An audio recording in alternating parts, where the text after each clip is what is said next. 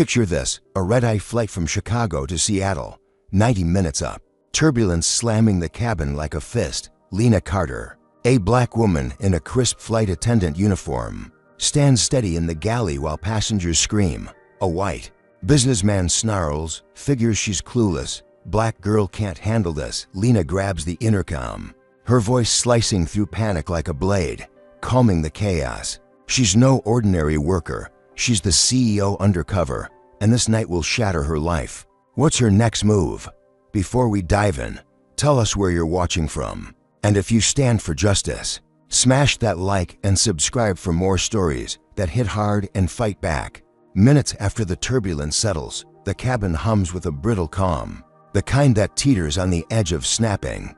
Lena Carter moves through the narrow aisle of the red-eye flight from Chicago to Seattle, her polished shoes tapping softly against the carpet, her braided hair pulled tight in a bun that gleams under the dim overhead lights. She's checking seat belts, offering nods to rattled passengers, her face a mask of quiet strength despite the storm that just rocked the plane.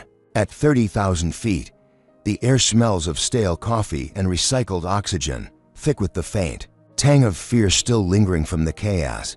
She adjusts a loose blanket on an elderly woman's lap, her fingers quick and sure when a voice cuts through the murmur like a jagged knife. Should have stayed in the back, sweetheart.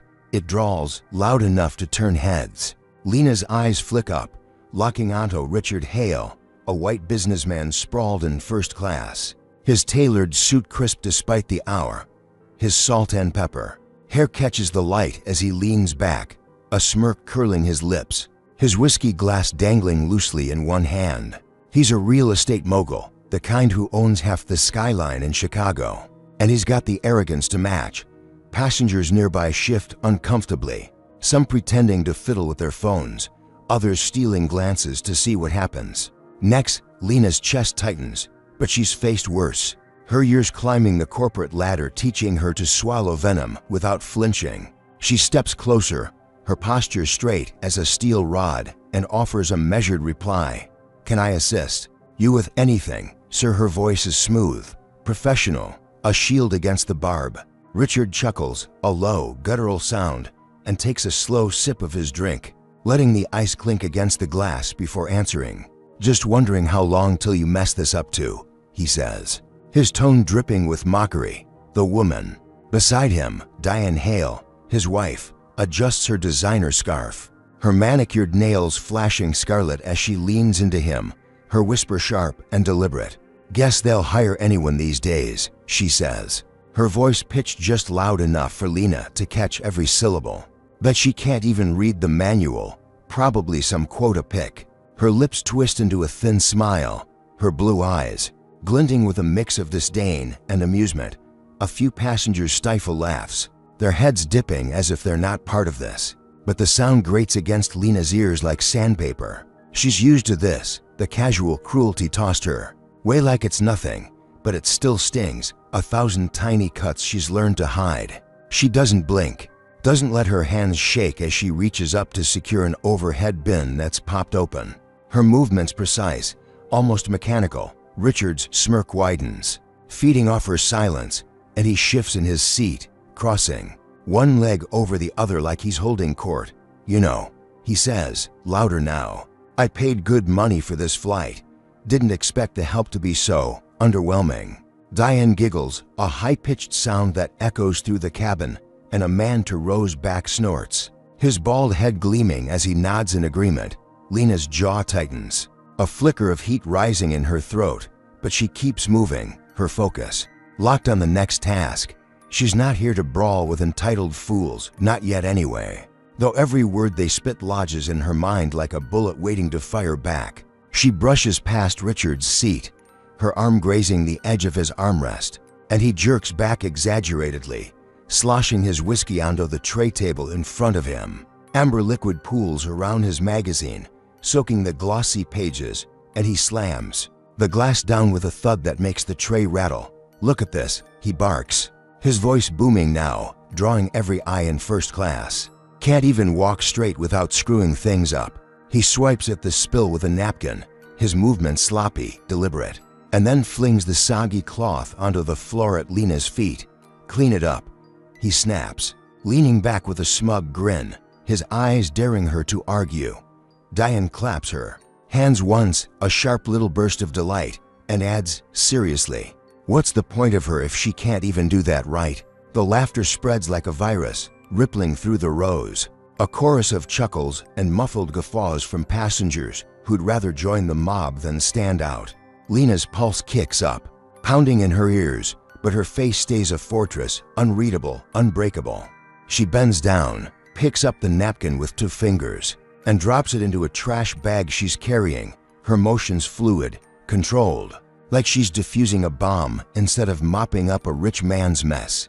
Richard watches her, his grin stretching wider, a predator savoring the squirm of prey, and he leans forward, his elbows on the tray, his voice dropping to a conspiratorial hiss. "Don't worry, sweetheart. I won't tell your boss you're useless," he says, winking at Diane, who covers her mouth to stifle another laugh. "Wouldn't want you back on the street where you belong." The words land like a slap, raw and ugly, and for a split second, Lena's fingers freeze on the bag, her breath catching in her chest. She's heard this garbage before, from boardrooms to backrooms, but tonight it's sharper, more personal, a blade aimed at her core. She straightens up, her spine rigid, and meets his gaze head-on, her brown eyes burning with something he doesn't catch, something dangerous. "I'll get you a fresh drink, sir," she says, her tone flat, clipped, a promise wrapped in politeness. She turns away, heading for the galley, her steps steady despite the weight of their stares boring into her back. The cabin buzzes with their amusement, a low hum of whispers and snickers, but Lena's mind is racing, cataloging every face, every word, her sharp eyes missing nothing. She's not just a flight attendant tonight, not just a punching bag for their egos. She's the CEO of this airline, undercover on her own plane, and she's already plotting her next move. Richard's spill was no accident. It was a test, a jab to see how far he could push her. And she knows it's only the beginning. She grips the edge of the galley counter, her knuckles whitening for a moment before she releases it, her breath steadying as she pulls a new glass from the rack. She's been in tougher spots than this, clawed her way up from nothing to own this company, and she's not about to let a loudmouth in a suit unravel her. But as she pours the whiskey, her ears catch the murmur of Diane's voice drifting from the cabin, smug and certain. "He'll have her gone by morning," she's saying, and Richard's laugh follows, deep and triumphant. Lena's lips twitch, the faintest hint of a smile, because they have no idea who they're dealing with, no clue that this flight is her chessboard. And she's already 3 moves ahead. She slides the drink onto a tray, her hands steady as stone, and steps back into the aisle, ready for the next round, knowing the real fight's just getting started. The red-eye flight from Chicago to Seattle hums along at 35,000 feet. The cabin lights dim to a faint glow, casting long shadows across the seats. Lena Carter weaves through the tight island coach, her tray balanced with cups of water and soda, her uniform still spotless despite Richard Hale's earlier stunt in first class. The air's thick with the scent of cheap perfume and sweat, the turbulence a fading memory. But the unease lingers, a current buzzing beneath the surface. She's mid-service, handing a ginger ale to a kid with headphones, when a gruff voice snaps her focus like a whip. "Hey, you, hurry it up already," it barks, sharp and impatient. Lena turns, her gaze landing on Tom Grayson, a burly white guy in a wrinkled gray polo shirt, his thick arms crossed over a barrel chest. He's got the weathered look of a retired cop, his buzzed hair streaked with silver, his jaw set like he's chewing gravel. He's sprawled across his seats in row 15, his meaty hand tapping the armrest, his eyes narrowing as they rake. Over her, lazy black help always slows things down, he mutters, loud enough for the rows around him to hear, his lips curling into a sneer. A woman nearby adjusts her glasses, pretending not to notice, while a guy in a baseball cap snickers. Under his breath, Lena's stomach twists, a familiar knot of anger and exhaustion, but she keeps her voice level, her training kicking in like muscle memory. "I'll be right with you, sir," she says, sliding the tray onto a cart with a practiced flick of her wrist. She steps closer, reaching for his empty cup. when Tom lurches forward, his elbow slamming into her side with a force that sends her stumbling. Her hip bangs the cart, a jolt of pain shooting up her arm as she catches herself, the metal edge, leaving a dull ache in her flesh. Cups rattle, a few tipping over, spilling ice across the floor in a clattering mess. "Oops," Tom says, leaning back with a fake wince, his tone dripping with mockery. "Guess she tripped, like they all do." His eyes glint, daring her to call it out, and a ripple of chuckles spreads through the nearby seats, a low hum of amusement at her expense. Lena's breath hitches, her fingers curling into her palms, but she forces them to relax, her face a blank slate as she kneels to scoop up the ice, her arms bruising already, a faint purple blooming beneath her sleeve, but she doesn't let it show. Doesn't give him the satisfaction. "No problem, sir," she says, her voice steady as she rises, brushing her hands on her apron. "Can I get you anything else?" Tom snorts, a harsh bark of a laugh, and leans into the aisle, his bulk blocking her path. "Yeah, how about someone who can actually do the job?" he says, his words slicing through the cabin air. "Bet you're only here 'cause they felt sorry for you." The guy in the baseball cap nods, muttering, "For real," and a teenage girl across the aisle giggles into her phone, her thumbs flying over the screen. Lena's pulse hammers, a drumbeat in her ears, but she's a fortress, her expression locked tight, her hands steady as she fetches a towel from the cart. She wipes the spill, her movements quick and deliberate, every swipe a silent defiance against the weight of his stare. She's not just a flight attendant tonight, she's the CEO of this airline, undercover on her own turf, and she's clocking every move, every slur, her mind a steel trap snapping shut around their words. Tom's not done, though. He's just warming up, his voice rising as he turns to the passengers around him. "Back in my day, we didn't let people like her ruin a good flight," he says, his chest puffing out like he's on a stage, taut, and their place quick-shoved right where they belonged. He mimes a push with his hands, a slow, exaggerated motion, and the woman with glasses flinches, her eyes darting to Lena, then away. The baseball cap guy grins, a flash of teeth, and says, "Should have kept that up, man." Lena's skin prickles, a surge of heat climbing her neck, but she keeps moving, her hands wrapping around a fresh cup, filling it with water from a pitcher. She sets it on Tom's tray with a soft clink, her eyes meeting his for a split second, a flicker of something fierce passing through her gaze before she buries it. "Here you go," she says, her tone flat, a wall of calm he can't crack. Tom grabs the cup, takes a swig, then slams it back down, water sloshing over the rim, figures it's warm. He grumbles, wiping his mouth with the back of his hand. Can't even get that right. The teenage girl giggles again, louder this time, and snaps a photo of Lena with her phone, whispering, "Total fail," to her friend. Lena's fingers twitch, the urge to snatch that phone flaring bright, but she clamps it down, her discipline ironclad. She steps back, pushing the cart forward, her hip throbbing with every move, but she doesn't falter, doesn't let them see the pain.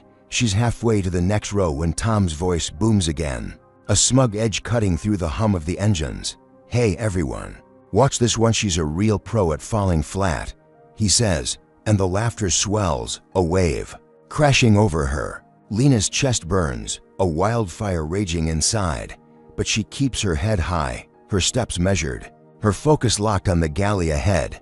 She's not here to play their game, not yet.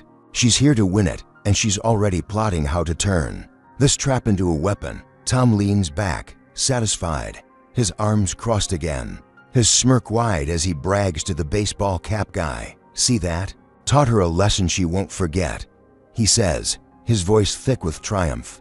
"Next time, she'll know better than to waste my time." The guy nods, chuckling. "Yeah, put her right in line." Lena's ears catch it all, her sharp mind filing every word, every laugh, her resolve hardening like steel in a forge. She reaches the galley, sets the cart aside, and grips the counter, her knuckles whitening for a heartbeat before she lets go. She's been through worse, fought bigger battles to claim this airline, and she's not about to let a washed-up bully derail her. But as she steadies her breathing, she hears Tom's low mutter drift through the cabin, a promise wrapped in Venom, we'll see how long she lasts, he says, and the baseball cap guy laughs, a sound that echoes in her ears like a warning shot. What do you think, folks? Comment number 1 if you're raging at Tom's garbage attitude, or number 2 if you think Lena should have clapped back right there. Like this video if you're rooting for justice to hit hard, and subscribe to catch how this fight unfolds, because trust me, it's about to get wild. So, what's Tom cooking up next with that smug grin? And how's Lena holding it together when the whole plane's against her? The red-eye flight from Chicago to Seattle drones on. The cabin a claustrophobic cocoon of flickering lights and restless bodies. The air heavy with the stale bite of recycled oxygen. Lena Carter slips into the galley, her hip still pulsing from Tom Grayson's shove, a dull ache she buries beneath her iron resolve. She's just escaped his taunts and coach. The echo of his smug taught her a lesson still clawing at her ears. But she needs a breather, a moment to reset before the next wave hits. The galley's a narrow sliver of sanctuary, its stainless steel counters cold against her palms as she leans in, her braided bun reflecting faintly in the polished surface. She rolls her sleeve up, inspecting the bruise blooming across her arm, a splotch of purple against her dark skin, and flexes her fingers, testing the pain. It's nothing she can't handle. She's taken harder hits climbing to the top of this airline. But tonight's different. Tonight's personal. She's the CEO, undercover on her own plane.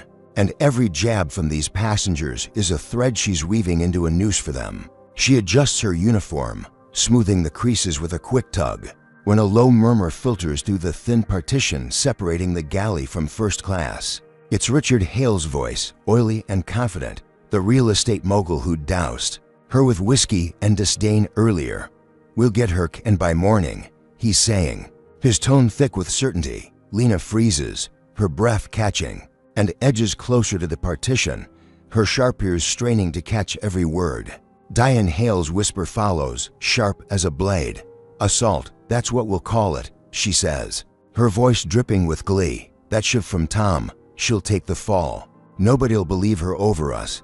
Lena's pulse kicks up, a rapid thud against her ribs, but her face stays stone, her mind racing. She slides her smartwatch into view, its sleek black face glinting under the galley's fluorescent glow, and taps a discreet button, the tiny mic kicking on with a faint hum. She's no rookie. She's built an empire on outsmarting snakes like these, and she's not about to let them slither away. Richard's laugh rumbles through the partition, a deep, guttural sound. I've got a buddy in security at Seattle Tacoma, he says, his words slurring slightly from the whiskey. One call, and she's toast. They'll drag her out in cuffs. Diane claps softly, her scarlet nails clicking together. Perfect, she purrs. She's got no business here anyway. Probably begged her way into this gig.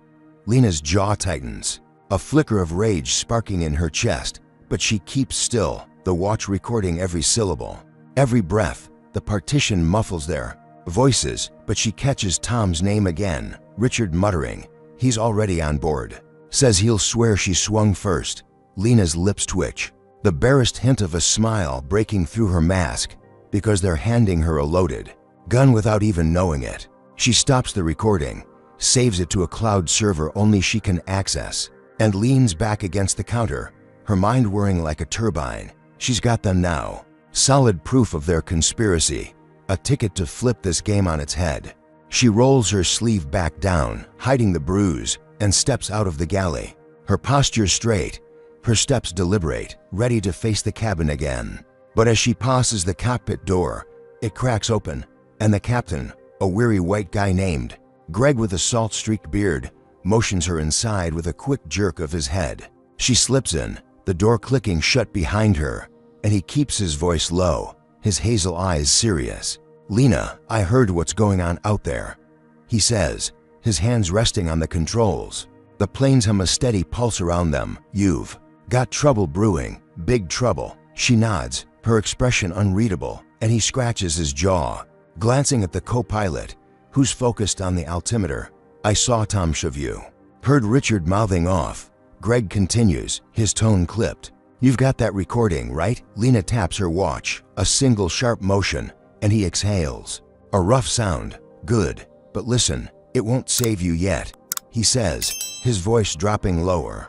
Richard's not bluffing. He's got connections. Deep ones, cops, lawyers, the works, and Tom's an ex-sheriff with a grudge. Lena's stomach dips, a cold ripple cutting through her triumph, but she keeps her gaze steady, her voice firm.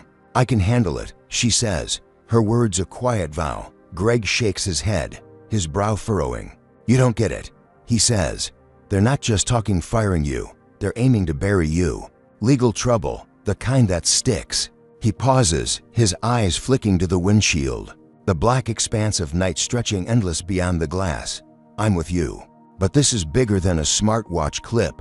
They'll twist it. Say you provoked M. Lena's fingers curl into her palms, her nails biting skin. But she nods, processing his warning like a chess player reading the board. She's tasted victory for a moment, the recording an ace up her sleeve. But Greg's right. These aren't small-time bullies. They're a machine with gears she can't see yet. Thanks for the heads up, she says, her tone cool, and turns to leave, her mind already spinning new moves. She steps back into the cabin, the door clicking shut behind her, and the noise hits her again. The low buzz of chatter, the clink of glasses, the weight of eyes tracking her every step. Richard's still lounging in first class, his smirk a permanent fixture, Diane scrolling her phone beside him, no doubt texting her HR contact to tighten the noose. Tom's voice drifts from coach, a gravelly laugh as he brags to someone about putting her in her place. Lena's smile is gone now, replaced by a steely glint in her eyes, her recording a weapon she'll wield when the time's right. She moves to the next row, adjusting a passenger's blanket with a quick tug, her hands steady despite the storm brewing inside. She's won a skirmish, caught them plotting on tape, but the war's just starting, and Greg's warning rings. Loud, they've got power she can't outrun yet. She glances at her watch, the tiny screen dark but alive with their voices, and feels a surge of defiance because they think they've got her cornered. But she's been cornered before, and she's always come out swinging. The plane dips slightly, a soft lurch as it begins its descent towards Seattle, and Lena braces herself, knowing the landing won't be the end of this fight. It'll be the spark that lights the fuse. The red-eye flight from Chicago to Seattle slices through the night, 30 minutes from touchdown. The cabin a restless hum of shifting bodies and muted whispers. Lena Carter glides back into first class, her tray loaded with fresh drinks, her bruised arm hidden beneath her sleeve. The smartwatch recording of Richard and Diane's plot a secret ember burning in her pocket. The air's thick with the tang of spilled whiskey and expensive cologne. The plane's descent a faint tilt underfoot as she moves with purpose, her braided bun catching the overhead lights. She's still reeling from Captain Greg's warning. His words about Richard's connections a splinter lodged in her mind, but she's not buckling. Not yet. She's the CEO undercover, and this is her turf. She sets a water on a passenger's tray, her fingers steady. When Richard Hale's voice booms from his seat, sharp and jagged like broken glass. Hey, you. What's your badge number? He demands, his salt and pepper hair glinting as he leans forward, his tailored suit creased from slouching. His whiskey glass is empty again, the tray table stained with rings, and his eyes are bloodshot, narrowed with a fury that's new, hotter than before. Lena pauses, her tray balanced, and meets his stare, her voice calm as a frozen lake. I don't wear a badge, sir, but I can assist you if you need something, she says, her words clipped. Professional, a shield against his heat. Richard slams his palm on the tray, the thud echoing through first class, drawing gasps from nearby seats. Don't play dumb with me, he snaps, his face flushing red. I know you were sneaking around, spying on us. I saw you fiddling with that watch. Diane Hale looks up from her phone, her scarlet nails pausing mid-text, and smirks, her blue eyes glinting with malice. Probably recording us to sell some sob story, she says, her voice a venomous hiss. You people don't belong up here. Go scrub toilets where you fit. The words land like a punch, raw and ugly, and a ripple of cheers erupts from the seats behind them. A balding man in a pinstripe suit clapping slowly, a woman in pearls nodding with a tight smile. Lena's chest tightens, a storm of rage and humiliation churning inside. But she keeps her face blank, her posture rigid, Her years at the top teaching her to bury the flinch. She's not just a flight attendant tonight. She's the one who owns this airline, and she's not about to let them see her sweat. "I was adjusting my watch, ma'am," she says, her tone flat, and shifts the tray to one hand, her free fingers brushing the device discreetly. Logging Diane's outburst in a text file sent to her cloud, Richard lurches forward, his breath sour with booze, and jabs a finger at her chest, stopping an inch short. "You think you're slick, huh?" he snarls, his voice rising to a bellow. "I've had enough of your attitude. I want your supervisor now." The cabin buzzes, heads craning. A teenage boy in a hoodie filming with his phone, his friend whispering, "This is gold." Lena's pulse hammers, but she stands tall, her 5'8" frame a pillar against his storm, and replies, "I'll inform the crew, sir." Her words a quiet blade. She turns, her steps measured, and heads for the galley, her tray steady despite the tremor she fights in her hands. Richard's not done, though, his voice chasing her down the aisle. "Yeah, run along, sweetheart, you're finished here," he yells, and the balding man calls out, "About time someone put her in check." Diane's laugh cuts through, high and shrill, a sound that claws at Lena's ears as she reaches the galley's edge. She sets the tray down, her knuckles whitening on the counter, and takes a slow breath, her mind racing. She's got their plot on tape, their latest outburst logged.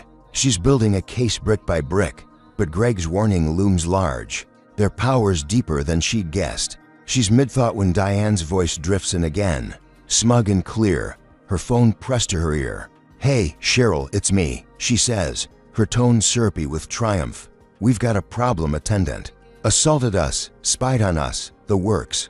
I need her gone like yesterday." Lena's stomach drops, a cold wave crashing over her. Because Cheryl's got to be HR, someone high up, and Diane's pulling strings right now. She leans against the counter, her sharp eyes narrowing, and taps her watch again.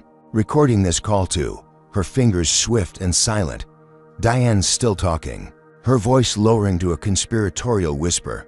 "Yeah, Richard's buddy at securities. Ready, and Tom's got the assault angle locked. She's toast, Cheryl, trust me." Lena's breath steadies, her mind clicking like a lock tumbling into place, because this is gold. Pure dynamite, proof of their whole scheme laid bare.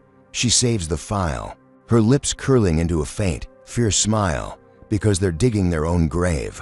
And she's the one holding the shovel. She grabs a fresh tray, her hands steady now, and steps back into the aisle, her resolve a steel core running through her spine. Richard's still sprawled in his seat, his smirk wider, his eyes tracking her like a hawk on a mouse. "Took you long enough," he says as she passes, snatching a water from her tray without a word, his fingers brushing hers with a deliberate nudge. Diane pockets her phone, her smirk matching his, and mutters, "Enjoy your last shift." Her voice low but meant to sting. The balding man chuckles, a guttural sound, and the woman in pearls claps her hands once, a sharp little burst of glee. Lena keeps moving, her tray a lifeline, her face a mask of calm, but inside she's a furnace, burning with the knowledge she's got them dead to rights. The plane dips again, the descent sharper now, and the seatbelt sign pings on, a soft chime, swallowed by the rising chatter. She's almost a coach when Richard calls out one last time, his voice a taunt wrapped in velvet. "Better hope your next job's easier, sweetheart," he says, and the laughter swells, a wave crashing over her back. Lena doesn't flinch, her steps carrying her forward, her watch a ticking bomb strapped to her wrist. She's won a round, caught their counterattack on tape, but Diane's call to HR is a dagger aimed at her throat, and Greg's warning echoes loud. Their connections run deep, and this fight's about to spill off the plane. She reaches the galley again, sets the tray down, and grips the edge, her knuckles whitening for a heartbeat before she lets go. She's been here before, underestimated, cornered, but she's always clawed her way out, and this time's no different. She's got proof, she's got power, and she's not about to let them bury her without a fight. The red-eye flight from Chicago to Seattle touches down with a jolt, the wheels screeching against the tarmac at Seattle-Tacoma International, the cabin shuddering as the plane slows to a crawl. Lena Carter steps off the aircraft, her polished shoes clicking on the jet bridge. Her uniform still crisp despite the bruises and battles of the past few hours. The night air hits her like a slap, cool and damp, carrying the faint scent of jet fuel and rain-soaked asphalt. She's got Richard Hale and Diane's conspiracy locked in her smartwatch. Tom Grayson's shove and taunts too, an arsenal of evidence. She's itching to unleash, but her chest hums with unease. Greg's warning about their connections, a dark cloud overhead. She adjusts her braided bun, her fingers steady, and strides into the terminal. The glass walls reflecting her tall frame as passengers stream past. Their chatter a dull roar in her ears. She's almost to the crew exit, her mind racing with next moves when a hand clamps down on her shoulder, hard and unyielding. Hold it right there. A voice growls and Lena spins, her pulse spiking, to face two airport security guards. Both white, their navy uniforms stark under the fluorescent lights. The taller one, a lanky guy with a buzz cut and a badge-reading Officer Kent, tightens his grip, his thin lips curling into a sneer. "You're coming with us," he says, his tone clipped, final. The second guard, stockier, with a ruddy face and a mustache, steps in close, his hand hovering over his cuffs. "Gotta report you threatened passengers," he adds, his voice thick with disdain. Lena's stomach lurches, a cold wave crashing over her, because this is Diane's HR. Call in action, Richard's security buddy pulling strings faster than she'd expected.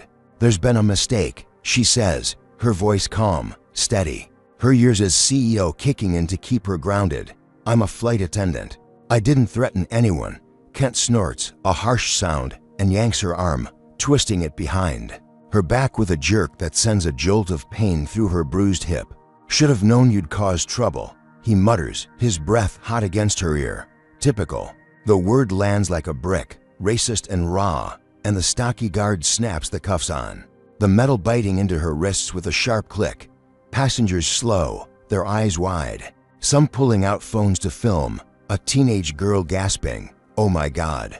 What did she do? Lena's chest burns, a wildfire of fury and humiliation, but she keeps her head high, her gaze locked on Kent's smirking face. "I need to speak to your supervisor," she says, her tone firm, citing protocol like a lifeline.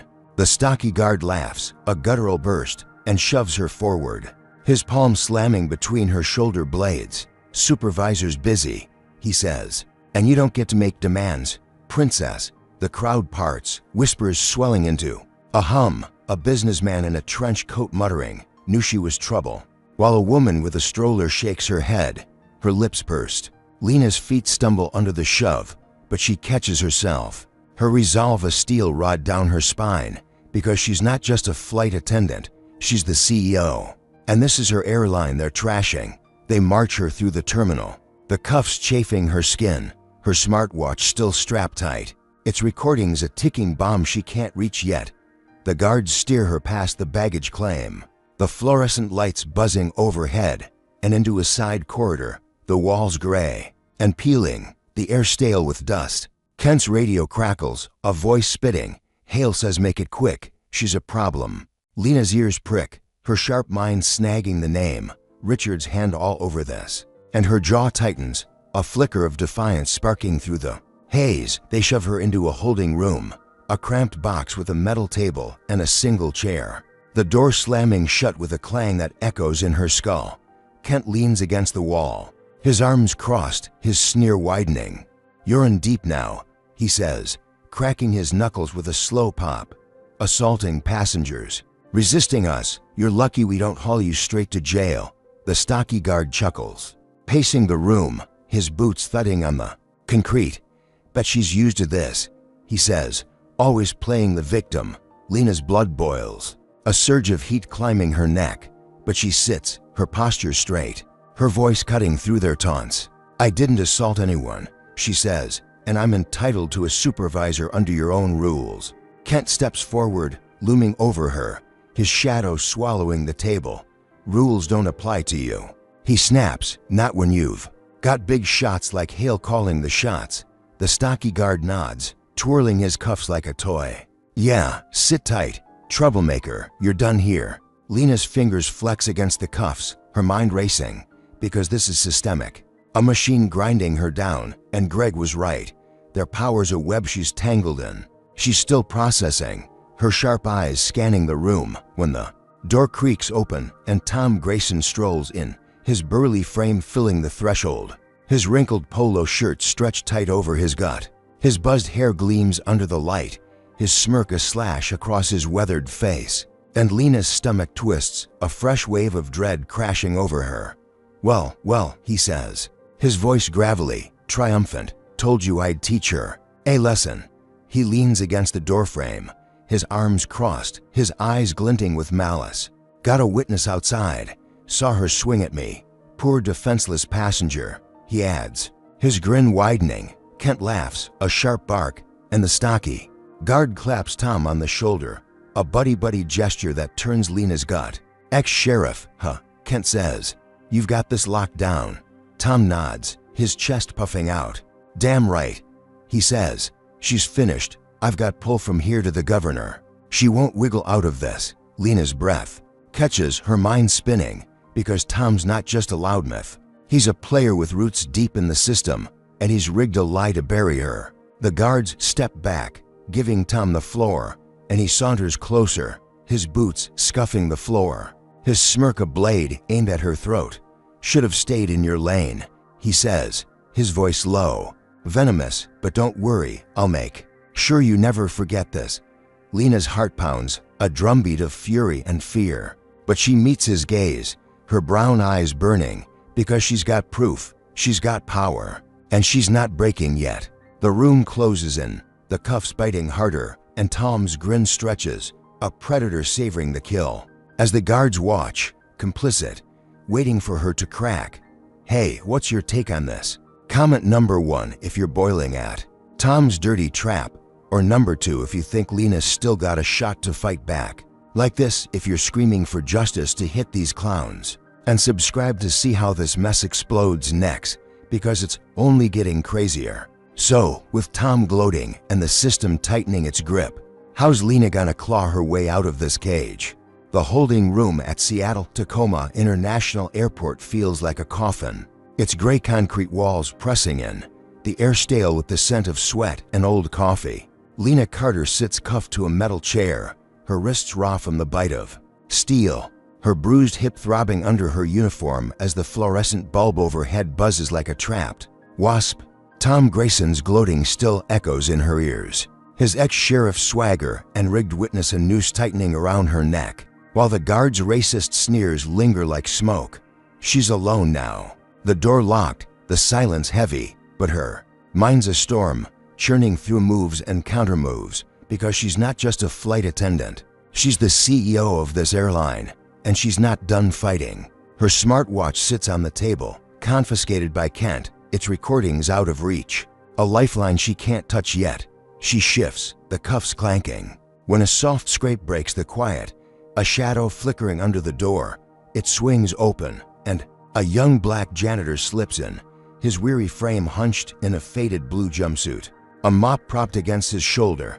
His name tag reads Jamal, his eyes darting to the hall before he shuts the door with a quiet click. Heard what's happening, he whispers, his voice low, urgent, and pulls a battered flip phone from his pocket, sliding it across the table. Make it quick. They'll be back soon. Lena's pulse leaps, a jolt of hope cutting through the haze, and she grabs the phone, her cuffed hands awkward but swift, her sharp mind locking onto this chance. Thank you, she says, her tone firm, grateful, and dials a number she knows by heart. Her chief operating officer, Marcus Reed, a bulldog of a man who's been her right hand for years. The line crackles, then connects, Marcus's deep voice, rumbling through. Lena, where the hell are you? He says, his worry sharp. She keeps it tight, her words clipped. Airport holding room, security's got me on a fake assault charge. Richard Hale and Tom Grayson's doing. I've got recordings, but they're coming for me hard. Marcus curses, a low growl, and she hears him pacing, his shoes thudding on hardwood. I'm on it, he says. Board's meeting in an hour. I'll pull strings, get you out. Lena nods, though he can't see it, her breath steadying. Freeze Hale's company flight account too, she adds, her voice a steel thread. Use my CEO codes. Hit him where it hurts. Marcus chuckles. A rough sound. Done. They won't know what hit him. The line cuts and Lena slides the phone back to Jamal, who pockets it with a quick nod. His eyes warm but wary. You're tougher than they think, he says, and slips out. The door clicking shut just as boots echo down the hall. Lena leans back, her lips curling into a faint smirk, because she's struck first, a jab at Richard's wallet. And Marcus is her cavalry, charging in. The cuffs bite harder, but her spirit's rising. A glimmer of light in this pit. Her recording's a bomb. She'll drop when the time's right. She's mid-thought when Kent bursts in, his lanky frame tense, his buzz cut glinting under the light. The stocky guard trailing behind, his mustache twitching. Who are you talking to? Kent snaps, his eyes narrowing, and yanks her smartwatch off the table, tossing it to his partner. Nobody, Lena says, her tone flat, unshaken. But Kent steps close, his breath sour with tobacco. Don't lie, princess, he snarls. We heard something. You're not slipping out of this. The stocky guard laughs, a grating sound, and leans in, his ruddy face inches from hers. Nobody's saving you, he says. Not with Hale and Grayson running the show. You're toast. Lena's chest tightens, their racist venom a familiar sting, but she holds their gaze. Her brown eyes steady, because Marcus is moving, and she's not alone anymore.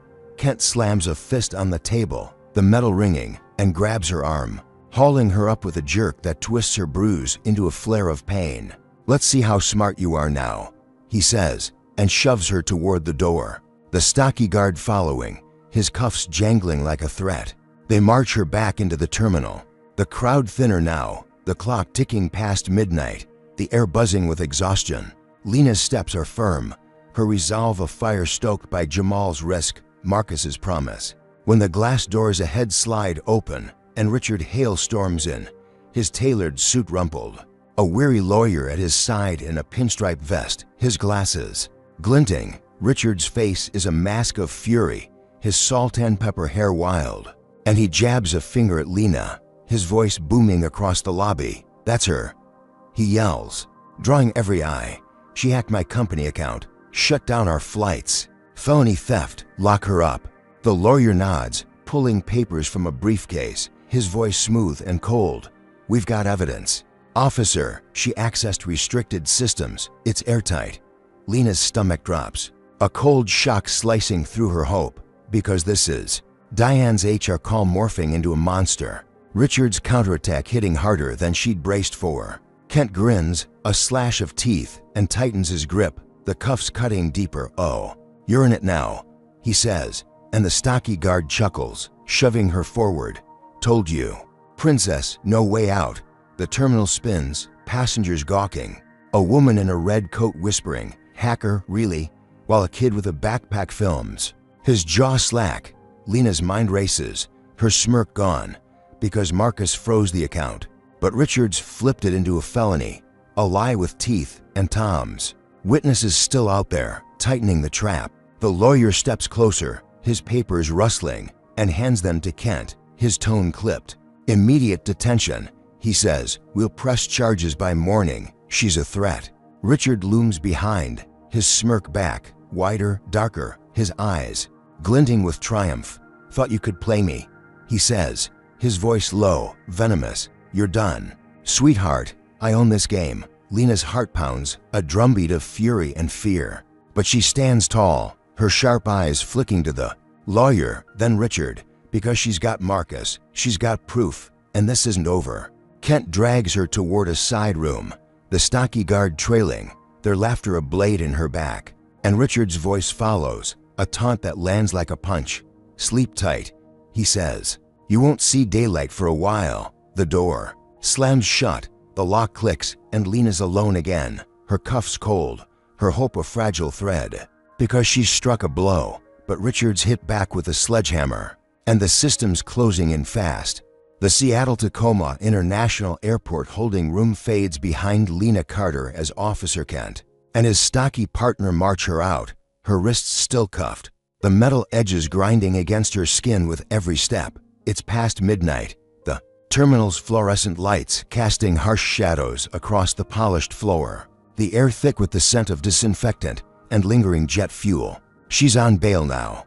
Marcus's pull with the board springing her loose after Richard Hale's felony theft accusation.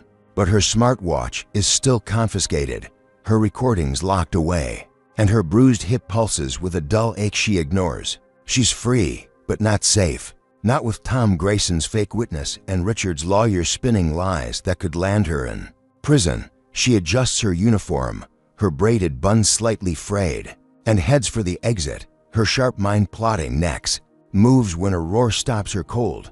Outside the glass doors, a crowd swells, 50, maybe 60 people, their faces twisted with rage. Their voices a jagged chorus cutting through the night. Fire the thug, they chant, fists pumping, signs bobbing in the damp Seattle air. The words scrawled in bold red.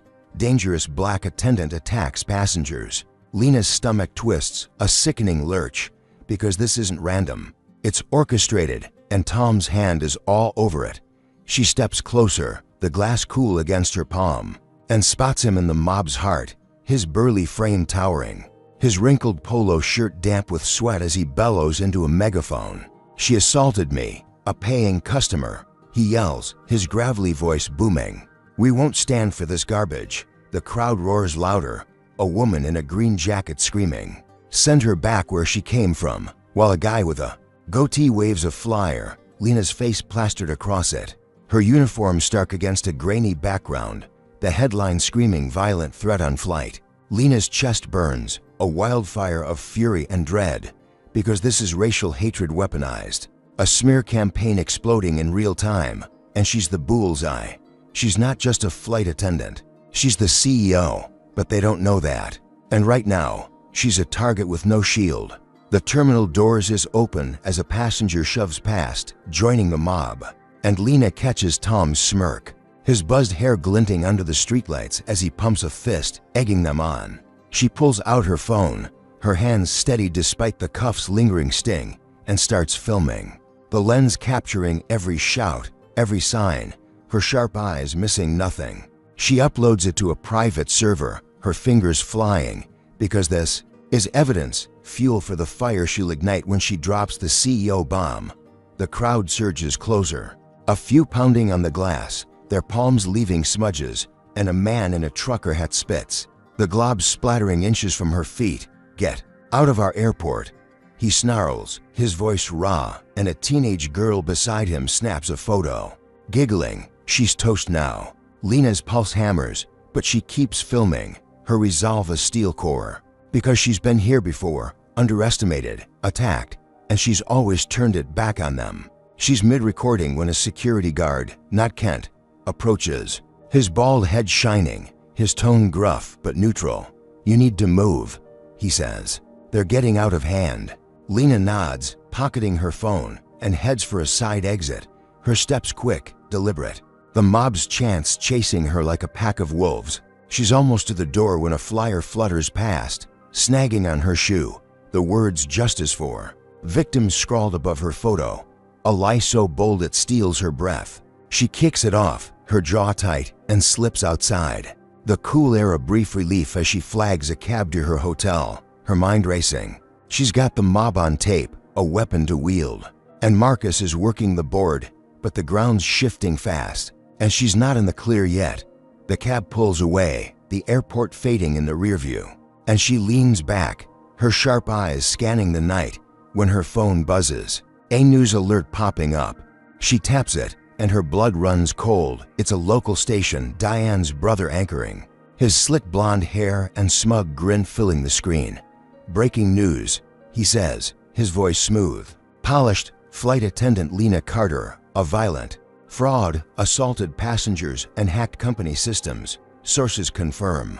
The screen cuts to a photo of her in uniform, her face stern, then flashes to Tom, his megaphone raised, the mob cheering behind him. "She's a disgrace," he says on air, "and we're taking her down."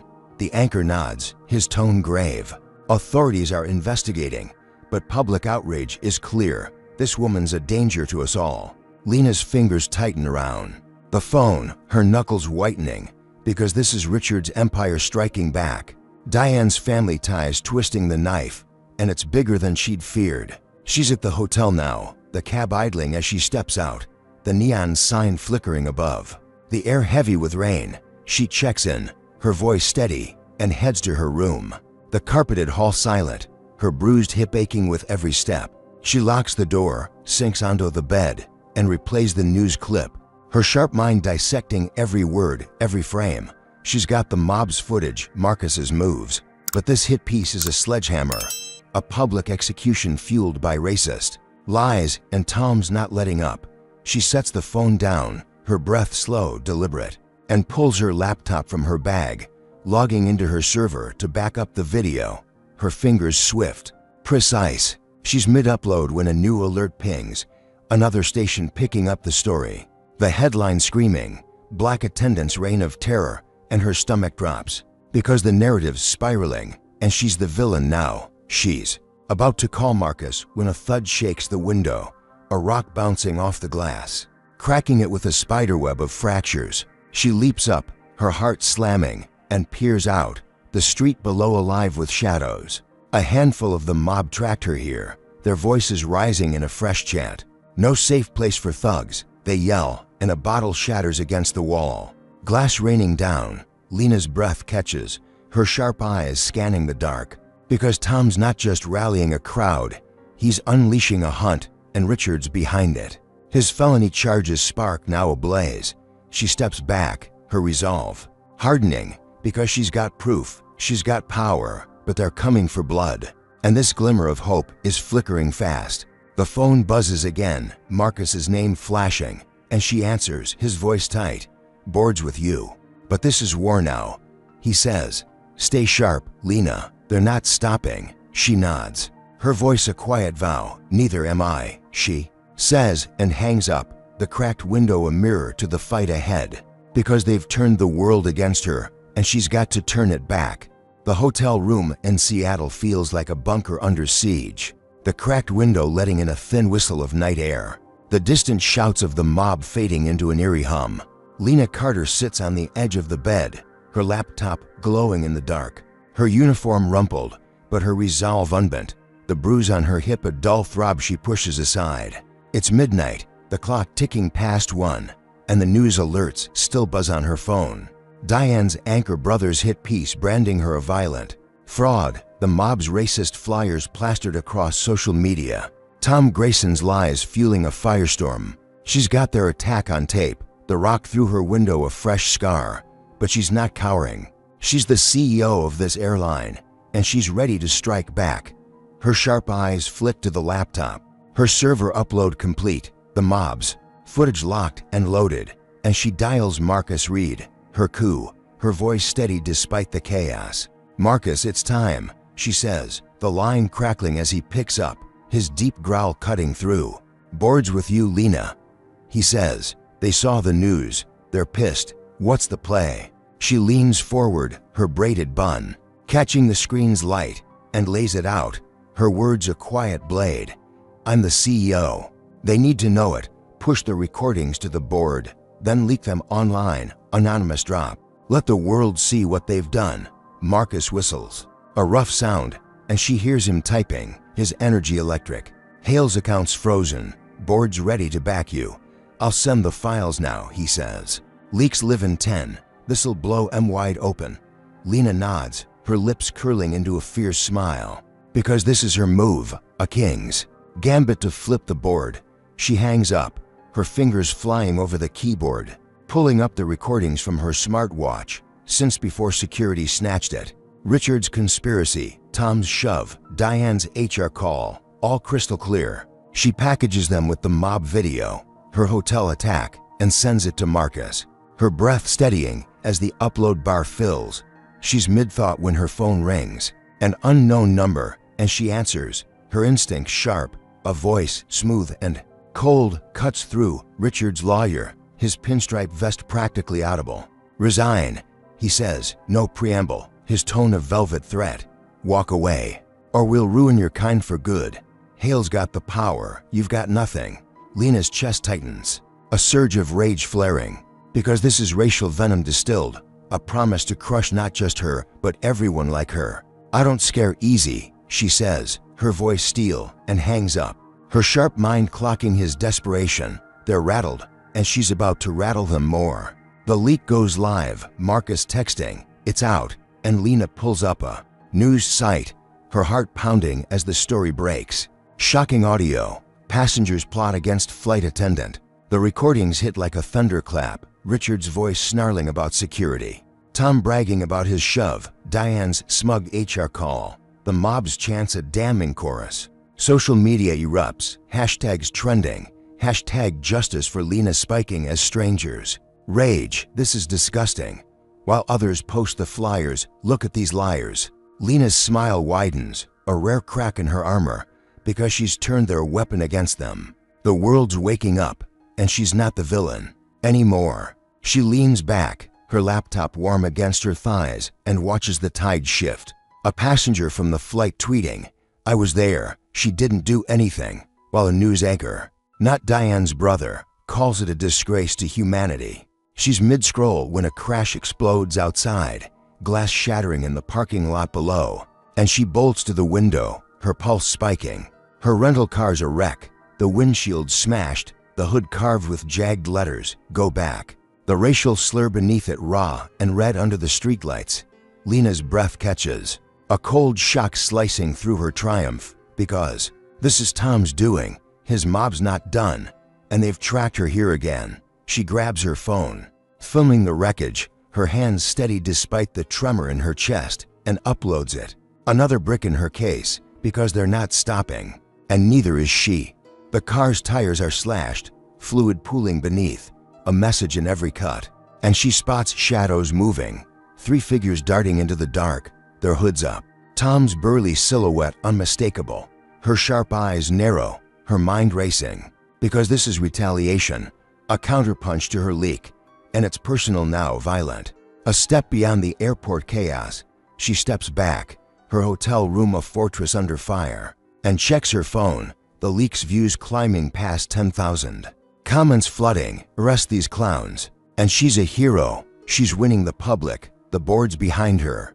But Tom's thugs are a wild card, and Richard's lawyer's threat rings loud. They're not backing down. She paces, her polished shoes silent on the carpet, and pulls up the airline system, her CEO codes still active, locking Tom's personal flight history. A petty jab to twist the knife. She's mid-command when her phone buzzes. A text from Marcus, "Board's calling an emergency meet. You're clear, but watch your back." Lena nods, her jaw tight, because she's landed a blow. The takedown's begun, but the war's escalating, and Tom's not slinking away. He's doubling down. She glances at the cracked window, the car's wreckage a glaring warning, and steadies her breath, her resolve a steel beam. Because she's got the world watching now, but the shadows outside are closing in, and this fight's about to get uglier. What do you think, folks? Comment number 1 if you're cheering Lena's epic comeback, or number 2 if you're stunned Tom's still swinging this dirty. Like this if you're hooked on her fight against these creeps, and subscribe to catch the next blow, because this is far from over. So, with the leak shaking the world and Tom's thugs hitting back, what's Lena facing when the sun comes up? The Seattle dawn creeps through the cracked hotel window, a pale gray light spilling across the room, casting jagged shadows on the carpet where Lena Carter paces. Her laptop hums on the bed, the leaked recordings still trending, her rental cars, wreckage a smoldering testament to Tom Grayson's thugs in the lot below. It's 5 in the morning, the air thick with the damp chill of rain-soaked streets. Her uniform swapped for a black hoodie and jeans, her braided bun tight against her skull. She's the CEO of this airline, her identity still a secret to the public, but the board's with her. Marcus's moves locking Richard Hale's accounts, and the online outrage is a tidal wave crashing against her enemies. She's mid-stride, her phone buzzing with updates when a pounding shakes the door, a heavy, relentless thud that stops her cold. Police open up, a voice barks, sharp and commanding, and Lena's pulse spikes, a jolt of dread cutting through her focus. She steps to the door, her sharp eyes narrowing, and cracks it open. The chain rattling as 3 cops in dark blue uniforms fill the hall. their faces stern, their hands on holsters. The lead officer, a broad-shouldered man with a crew cut and a badge reading SKT, Daniels, shoves a warrant through the gap, his gray eyes glinting with authority. Lena Carter, you're under arrest, he says, his tone flat, final. Fabrication of evidence, felony tampering. Step out now. Lena's stomach drops, a cold wave crashing over her, because this is Richard's counterattack, twisting her leak into a trap, and it's hitting harder than she'd braced for. That's a lie, she says, her voice steady, her ears at the top keeping her grounded. I've got proof. Those recordings are real. Daniels snorts, a harsh sound, and kicks the door, the chain snapping with a metallic screech as they storm, his boots thudding on the floor. Back to the ghetto, liar, he snaps, his words a racist lash, and grabs her arm, twisting it with a force that flares pain through her bruised hip.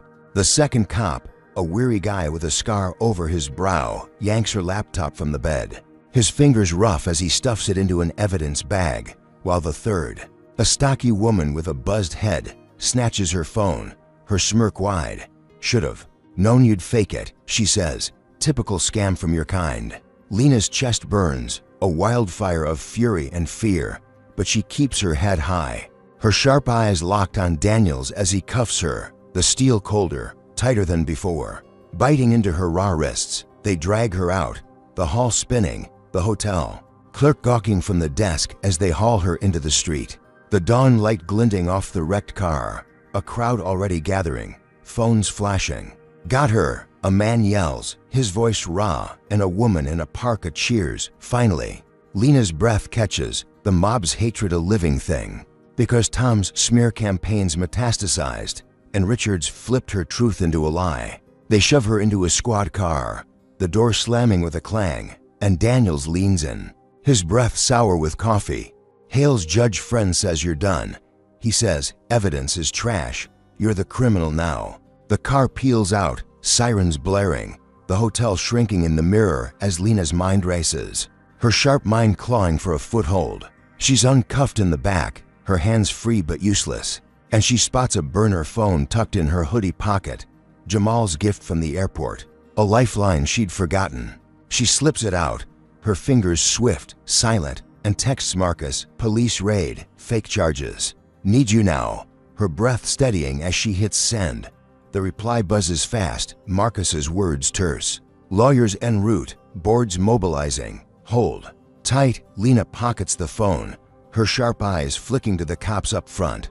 Daniels barking into the radio, suspect secured, Hale's orders, while the weary guy chuckles. Easy takedown. She's got Marcus, she's got the board, but this is deeper, darker, a judge in Richard's pocket.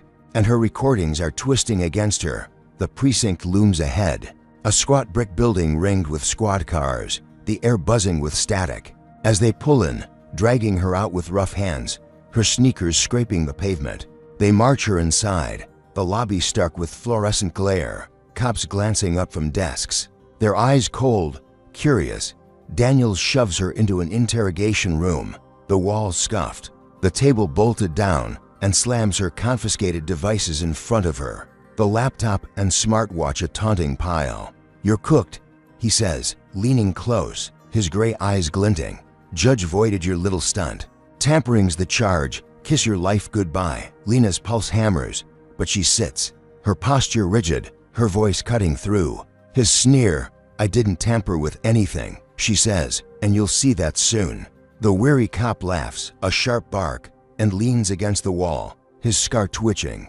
Keep dreaming, he says, nobody's buying your crap. The stocky woman nods, twirling a pen, her buzzed head gleaming. Hale's got the system, you've got nothing, she says, and steps out. The door clicking shut, leaving Lena with Daniels and his venom. She's mid-breath when her phone, the burner, buzzes in her pocket, a news alert sneaking through, and she risks a glance, her sharp eyes scanning. It's Diane's anchor brother again, his slick blonde hair filling the screen, his voice smooth, triumphant. New evidence, he says, Lena Carter's criminal past exposed. Forged records show a history of violence, fraud. This flight was just the latest. The screen flashes to a mugshot, not hers, a blurry fake. but the caption screams her name. And Lena's blood runs cold, because this is Tom's old precinct at work, planting lies with roots she can't rip out yet. Daniels grins, catching her flinch, and leans closer, his breath hot. "See that?" he says. "You're a ghost now. Nobody'll save you."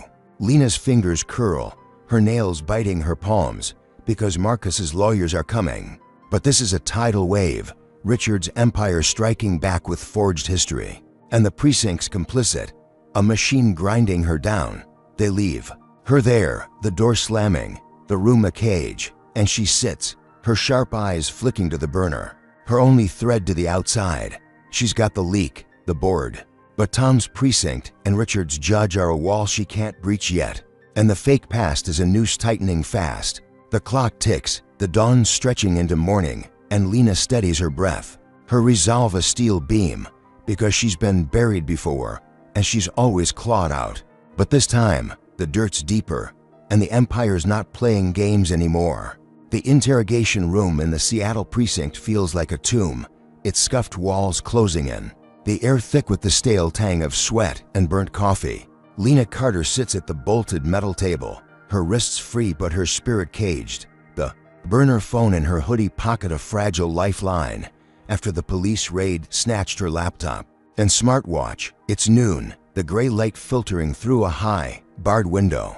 Her black hoodie damp with the chill of the cell, her braided bun frayed but defiant. She's the CEO of this airline, her leaked recordings shaking the world. Marcus's lawyers on the move, but Richard Hale's judge and Tom Grayson's forged past have turned her into a public enemy.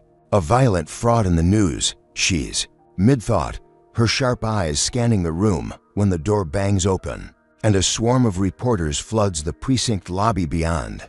Their shouts a chaotic roar piercing the silence. "Lena Carter, over here," one yells, cameras flashing through the crack, and she stands, her pulse spiking, because Marcus's team must have pulled strings to get her here, not locked away. SKT, Daniels storms in, his broad shoulders tense, his crew cut glinting under the fluorescent buzz, shoving her toward the door with a rough hand. "Press wants you," he growls. "Move it." She steps out, the lobby a circus, microphones thrusting, lenses glaring, and the crowd outside swells, 100 strong, their signs bobbing, "Justice for Hale," clashing with Free Lena in a jagged scream. She's mid-stride, her sharp mind clocking faces, when Richard Hale and Tom Grayson push through, flanked by lawyers. Their tailored suits and wrinkled polo a stark contrast to her hoodie, their smirks wide. Predatory. Richard jabs a finger, his voice booming over the din. "She's a liar and a thief," he yells, suing her for defamation. 10 million. She'll pay for this. Tom nods, his burly frame looming, his buzzed hair slick with sweat. "Attacked me, ruined my life," he says. "We're ending her today." The crowd erupts, a woman in a blue scarf screaming, "Lock her up," while a man in a leather jacket spits, the glob landing inches from Lena's sneakers. His snarl raw, "Go back to Africa." The racial venom hits like a fist, a chorus of jeers swelling, cops lining the steps doing nothing, their eyes cold, complicit. Lena's chest burns, a wildfire of fury and fear, but she keeps her head high, her 5'8" frame a pillar as the mob surges, bodies pressing the barricades. A teenage boy hurling a cup that splashes her leg with soda. She's the CEO, not just a victim, and she's not breaking yet when Marcus's team crashes through. 3 lawyers in sharp suits, their leader, a weary black woman named Tanya with a buzzed fade, shoving a tablet into the air. Live stream. Tanya shouts, her voice cutting through, and the screen flares, the real flight footage rolling. Richard's conspiracy, Tom's shove, Diane's call, unedited, raw, blasting across the web. The crowd falters, gasps rippling, a guy in a hoodie, muttering, "Wait, what?" As the truth hits, Lena's sharp eyes catching the shift. A crack in their wall. Tanya grabs a megaphone, her tone fierce. "This is the real story," she yells. "She's innocent. They're the frauds." The stream spikes, millions watching, comments flooding. "Holy crap, they lied, and she's a badass." Lena's breath steadies, her resolve a steel core, because this is her move, her proof unshackled. And the tide's turning fast. She steps forward, her voice calm, cutting. "I've got more where that came from," she says, staring down. Richard, whose flush deepens, his smirk gone, Tom's grin faltering beside him. The crowd splits, some cheering, "Lena, Lena," while others boo, a woman in a red hat screaming. Fake news, but the momentum's hers, the live stream a sledgehammer cracking their lies. She's mid-stride, Tanya at her side, when Richard's lawyer, the weary guy in pinstripe, lunges forward, papers flapping. "Your Honor's ruled," he yells, shoving a document at Daniels, who grins, his gray eyes glinting. "Evidence tampered, voided," Daniels barks, "Arrest her again." Now, the cops surge. Kent among them, his lanky frame shoving through. Cuffs snapping back on Lena's wrists with a vicious twist that flares pain through her bruised arm. The crowd roars, chaos erupting, Tanya shouting, "This is illegal," as the stream catches it all. The world watching live, Lena's dragged back, her sneakers skidding, the mob parting then closing. A man in a trucker hat yelling, "Get her," while a woman with dread screams, "Let her go." Daniels hauls her to the precinct steps, his grip iron, and shoves her against the wall, his breath hot. "Judge says you're done," he says. "Hale owns this, you're nothing." Lena's heart pounds, her sharp eyes flicking to Tanya, who's filming, her voice a lifeline in the storm. "We've got this, Lena." Tanya yells, but the cuffs bite deeper. The mobs hate a tidal wave, and Richard's judge has flipped her win into a noose. She's mid-struggle, her breath ragged. When Tom steps close, his burly frame blocking the cameras, his smirk back, wider, darker. "Told you I'd bury you," he whispers, his voice gravelly, triumphant, and nods to Daniels, who slams her harder, the concrete scraping her shoulder. The live stream glitches. The crowd's roar drowning Tanya's shouts, and Lena's sharp mind races, because she's got the world's eyes, Marcus's lawyers. But Richard's empire's striking with a vengeance, and this breaking point's a razor's edge. The precinct doors loom, the cuffs cold, as she steadies herself, her resolve a steel beam. Because she's been crushed before, and she's always risen, but this time, the system's a beast, and it's not letting go yet. The Seattle precinct's jail cell is a concrete box, its walls stained with years of despair. The air heavy with the sour bite of mildew and rust. Lena Carter sits on a metal bench, her wrists raw from cuffs now gone, her black hoodie torn at the shoulder where Esquiti. Daniels slammed her against the wall, her bruised hip screaming with every shift. It's evening, the barred window above leaking a dull orange glow from the setting sun, her breath visible in the chill as she fights to steady it. She's the CEO of this airline. Her live-streamed footage a global firestorm, Marcus's lawyers battling outside, but Richard Hale's judge has voided her proof, and Tom Grayson's lies have locked her here, the mob's racist chants still echoing in her ears. She's mid-thought, her sharp eyes tracing cracks in the floor, when the cell door clangs open, and Tom strolls in, his burly frame filling the space, his wrinkled polo shirt stretched tight, his buzzed hair catching the dim light. His smirk is a slash of triumph, his hands jammed in his pockets as he leans against the bars, his gravelly voice dripping with glee. "You're done," he says, his eyes glinting. "I've got the governor on speed dial. This is my turf, you're not." Walking out, Lena's stomach twists, a cold dread coiling tight, because Tom's not bluffing. His ex-sheriff roots run deep, and he's savoring this kill. "You've got nothing," she says, her voice steady, cutting, her ears at the top keeping her spine straight. Tom laughs, a harsh bark, and steps closer, his boots scuffing the concrete. "Keep talking," he says. "Nobody's listening, not after we finish you." The door creaks again, and to guards slip in, Kent's lanky frame and the stocky woman with the buzzed head, their faces hard, their fists clenched. Kent cracks his knuckles. A slow pop, and the woman smirks, her pen twirling like a blade. "This is what you get," Kent snarls, his voice a racist lash, and lunges, his fist slamming into Lena's gut, a blow that doubles her over, air exploding from her lungs. The woman grabs her hair, yanking her head back, and drives a knee into her side, the bruise flaring into agony. a white-hot spike that steals her breath. Lena's vision blurs, pain searing through her, but she grits her teeth, her sharp mind clawing for control, because she's not just a victim, she's a fighter. And she's not breaking yet. They step back, panting, and Tom nods, his smirk widening. That's a start. He says, keep her quiet till the governor signs off. Lena's chest heaves, blood trickling from her lip, but her eyes burn, locking onto Kent's sneer. And she spots it. A tiny mitt clipped to her hoodie's hem, Jamal's gift from the airport, smuggled past the raid. Her fingers tremble, but she shifts, her voice a rasp as she whispers into it. They're beating me. Tom's here. Get this out. The mic hums, a faint click, and she prays Jamal's still listening, her sharp mind betting on that thread to Marcus, to the world. Kent lunges again, his boot slamming her shin, a crack of pain that drops her to her knees, the concrete biting her palms as she catches herself. Shut up, he yells, and the woman kicks her ribs, a thud that rattles her bones, blood pooling. In her mouth, her hoodie soaking with sweat and crimson. Tom watches, his arms crossed, his grin a predator's delight, and mutters, should have stayed down, sweetheart. His voice a taunt that fuels her fire.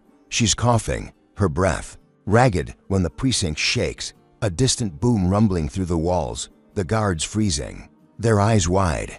What the hell? Kent snaps, and the woman bolts for the door, Tom following, his smirk faltering. Lena drags herself up, her sharp eyes flicking to the window, a plume of smoke rising in the dusk, and her burner phone buzzes in her pocket. Marcus's number flashing. She answers, her voice a broken whisper. What's happening? Marcus's growl cuts through tight. Urgent. Your office, Lena. Bomb went off. Hails behind it, boards in chaos, but the mix live. We've got M. Lena's heart leaps, a jolt of hope piercing the pain, because Jamal's feed caught the beating, and Richard's gone nuclear, torching her headquarters to bury her. The cell door hangs open, the guard's gone, and she staggers to her feet, her body screaming, her sharp mind racing, because the world's hearing her now, Tom's brutality exposed. But Richard's empire's crumbling, passengers boycotting, his flights, his accounts frozen, and this bombs his desperate swing. She limps to the hall, blood dripping, her hoodie a rag, and spots a TV in the lobby. The news blaring, CEO's office bombed, live audio reveals assault, her voice rasping through. They're beating me, Tom's gloat a damning echo. The precinct's chaos, cops shouting, phones ringing, and Lena steadies herself against the wall, her sharp eyes glinting, because she's taken the hit, landed one back, but Richard's not stopping. And this final blow's a war cry. She's got the mick, the world, but her body's breaking, and Tom's governor's still out there, a shadow looming larger than the smoke. She sinks against the wall, her breath a shudder, her resolve a steel shard, because she's been beaten before, and she's always risen. But this time, the empire's bleeding too, and the fight's teetering on a knife's edge. The Seattle precinct's chaos spills into the evening, the lobby a swirl of shouting cops and ringing phones, the air thick with the acrid bite of smoke drifting from the bombed airline office. 10 miles away, Lena Carter staggers from the jail cell, her black hoodie shredded, blood streaking her face, her bruised hip a furnace of pain with every limping step. The TV blares, her rasped voice from Jamal's mic echoing. They're beating me. Tom's here, followed by Tom Grayson's gloating, you're done. A live feed that's rocked the world. Passengers boycotting Richard Hale's flights, his empire teetering. She's the CEO, still a secret to the public, her body broken, but her sharp mind blazing. The burner phone in her pocket buzzing with Marcus's updates. We've got M, hold on. She leans against the wall, her breath a ragged shudder. When sirens wail closer, red lights flashing through the precinct windows, and medics burst in.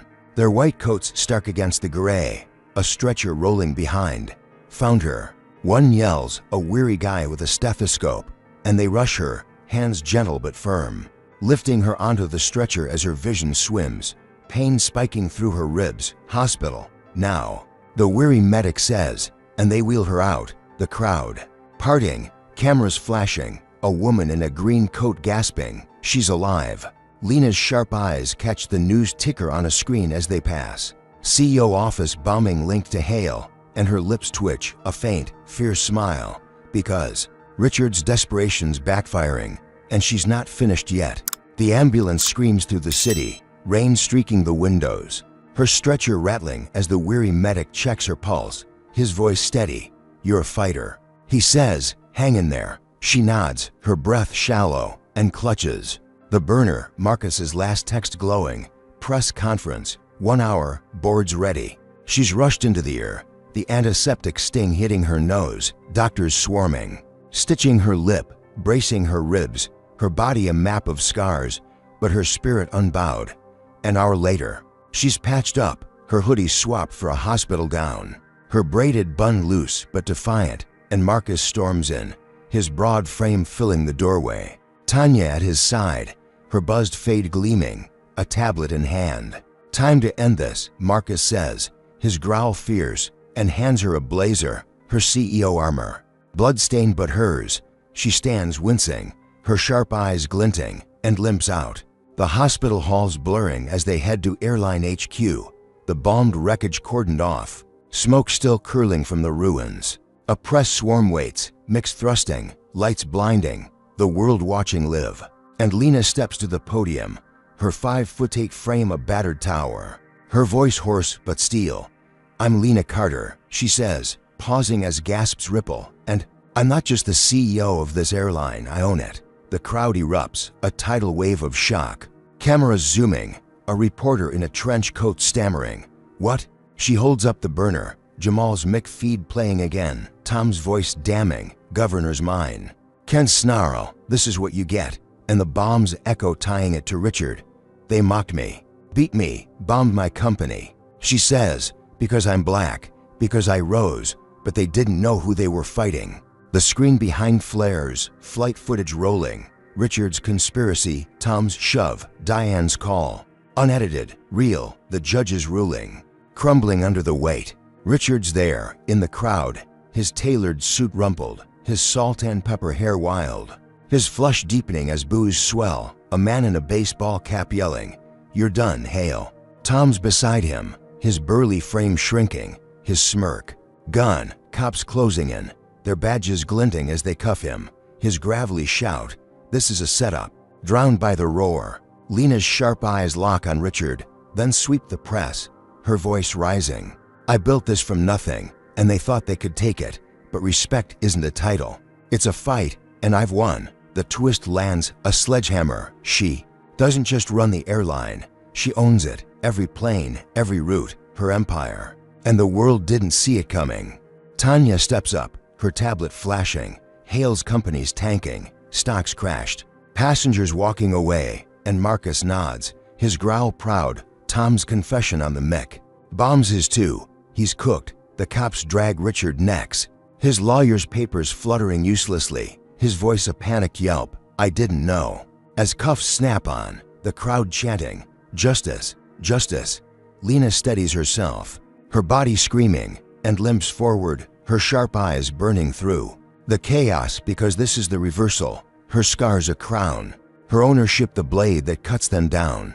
The news ticker shifts, CEO owner exposes corruption, Hale arrested, and Diane's brother's face fills a side screen, his slick blonde hair limp, his station dropping him live. "We apologize," a humiliating retreat. Lena's breath steadies, her voice a quiet thunder, "This isn't the end, it's a start, we rebuild stronger, and nobody takes what's mine."